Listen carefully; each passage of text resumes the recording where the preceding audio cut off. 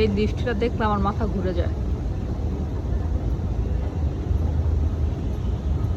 পাহাড় জাস্ট পুরা পুরো ভ্যাঙ্কোভারটা হচ্ছে একটা পাহাড় কেটে শহর বানানো হয়েছে, জাস্ট লাইক দার্জিলিং। ছোটবেলায় একবার দার্জিলিংয়ে পড়তে গেছিলাম,